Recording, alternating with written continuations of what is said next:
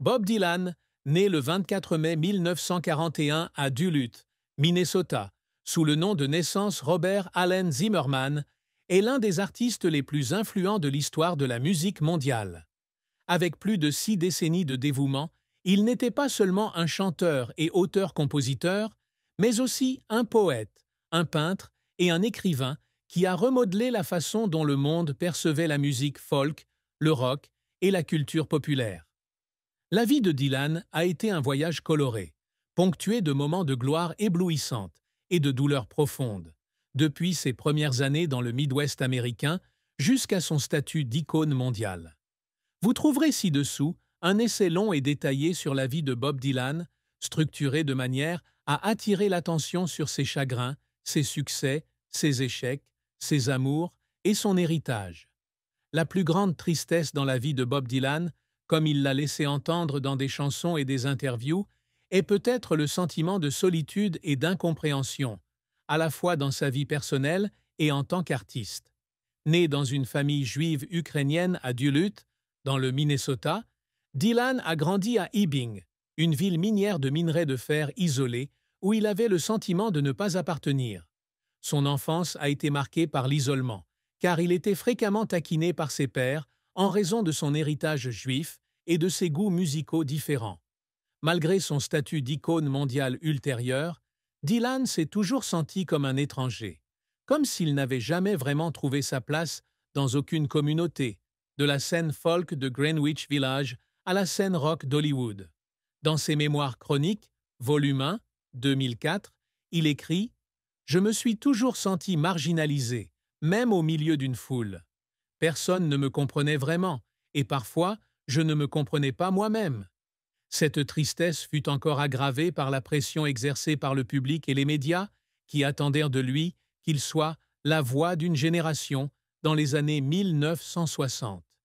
Il a été fortement critiqué pour son passage du folk acoustique au rock électrique en 1965, avec l'album Highway 60 et un Revisited et une performance au Newport Folk Festival, qui l'a profondément blessé. Les huées du public, les articles le qualifiant de traître et la pression pour répondre aux attentes du mouvement des droits civiques l'ont plongé dans la dépression à plusieurs reprises. De plus, un grave accident de moto survenu en 1966, bien que l'on pense qu'il a été en partie mis en scène par lui pour se retirer des projecteurs, témoigne de son épuisement mental sous la pression de la célébrité. Cette tristesse ne vient pas seulement de la solitude, mais aussi du sentiment qu'il ne peut pas être fidèle à lui-même, lorsque chacune de ses actions et chacune de ses paroles sont analysées et jugées. Les longues nuits passées seul à écrire des chansons comme Desolation Row ou Sad-Eyed Lady of the Lowlands étaient des moments de profonde solitude où il cherchait à exprimer des émotions complexes que personne ne comprenait vraiment. La carrière de Bob Dylan a été un voyage long et glorieux, rempli de réalisations intemporelles et d'échecs cuisants. À la fin des années 1950, Dylan quitte Hibbing pour Minneapolis, où il fréquente l'université, mais abandonne rapidement ses études pour se consacrer à la musique. Inspiré par Woody Guthrie, il s'installe à New York en 1961 et devient rapidement un phénomène sur la scène folk de Greenwich Village. Son premier album, Bob Dylan, 1962, ne s'est vendu qu'à 5000 exemplaires et a posé les bases de sa carrière. Son deuxième album, The Freewheelin' Bob Dylan, 1963, contenant des chansons telles que Blowin' in the Wind et A Hard Rain's a Gonna Fall, a fait de lui une icône des mouvements pour les droits civiques et contre la guerre. Ces chansons n'étaient pas seulement des succès, mais sont devenues les hymnes d'une génération, largement reprises par des artistes tels que Peter, Paul and Mary et Joan Baez. Au cours des années 1960, Dylan a continué à repousser les limites avec des albums tels que Highway 60 et un Revisited, 1965, Blonde on Blonde, 1966, et Blood on the Tracks, 1975, qui combinaient musique folk, rock, blues et poésie d'une manière sans précédent.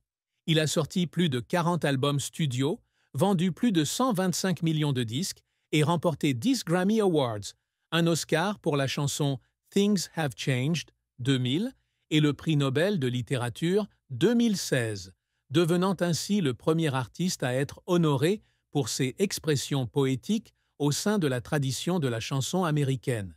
Ses performances, du Newport Folk Festival au Never Ending Tour, qui a débuté en 1988 et a duré des décennies, ont attiré des millions de spectateurs dans le monde entier.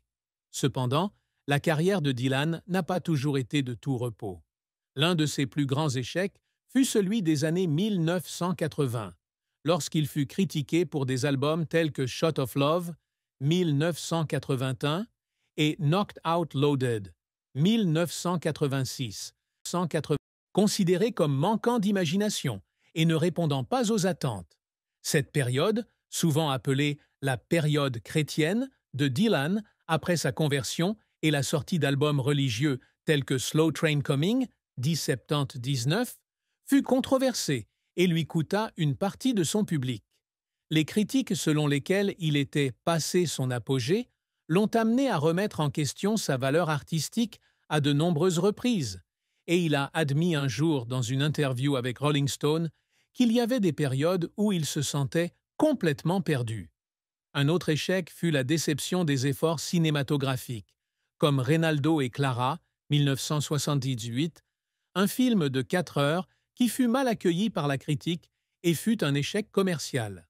Les huées, comme à Newport en 1965 ou lors des concerts au Royaume-Uni en 1966, étaient des moments déchirants, où il se sentait trahi par les personnes mêmes qu'il avait idolâtrées.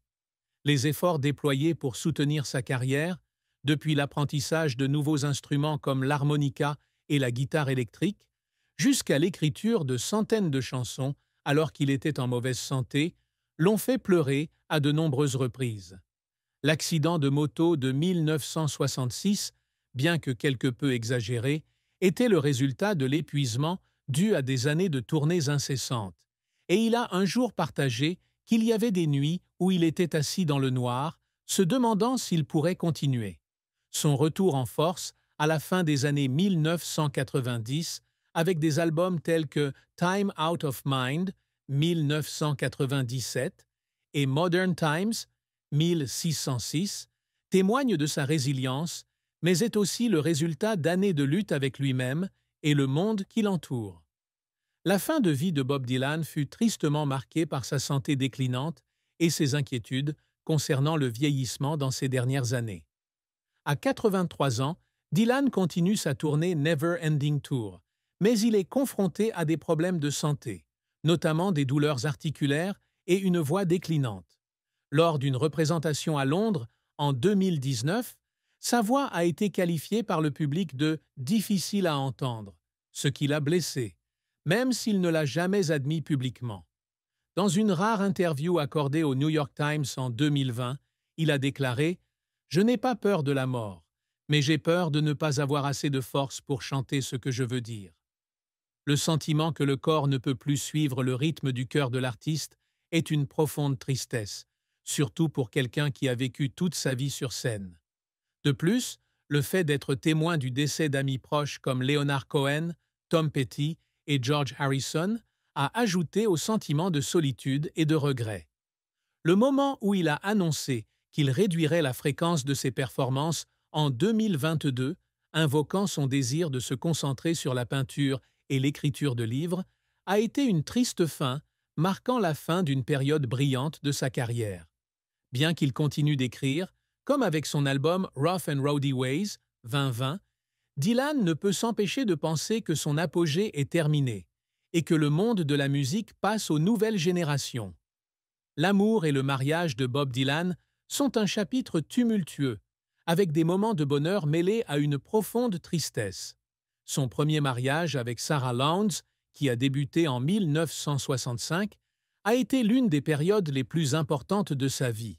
Sarah, qui aurait inspiré des chansons telles que Sad-Eyed Lady of the Lowlands, et Sarah, lui a apporté stabilité et une famille de 4 enfants, Maria, Jessie, Anna et Jacob. Ils ont également adopté la fille de Sarah, Maria, issue d'un précédent mariage. Cependant, la pression de la célébrité, un programme de tournée exigeant et les rumeurs d'infidélité de Dylan ont progressivement provoqué l'effondrement de leur relation. En 1977, après 12 ans de mariage, il divorce, laissant Dylan dans une grande douleur. Il a un jour confié dans Chronique que le divorce avait été l'un de ses plus grands échecs personnels, notamment lorsqu'il avait dû faire face à la séparation d'avec ses enfants. La bataille pour la garde de ses enfants et les tensions juridiques n'ont fait qu'aggraver sa tristesse, car il avait le sentiment d'avoir perdu une partie importante de sa vie. En 1986, Dylan s'est remarié avec Caroline Dennis, une choriste de son groupe. Ce mariage, gardé secret jusqu'en 2001, a donné naissance à une fille, Désirée Gabrielle Dennis Dylan. Cependant, ce mariage s'est également terminé par un divorce en 1992, sans que peu de détails soient rendus publics. Dylan a laissé entendre que la pression de garder leur relation secrète, associée à des différences de style de vie, les a éloignés. En plus de ces deux mariages, Dylan a eu de nombreuses autres relations, notamment avec Joan Baez, Suze Rotolo et Mavis Staples, mais la plupart se sont terminées par un chagrin d'amour. La relation avec Baez, bien qu'étant une merveilleuse collaboration artistique, s'est effondrée à cause de la froideur de Dylan, laissant Baez blessé. Les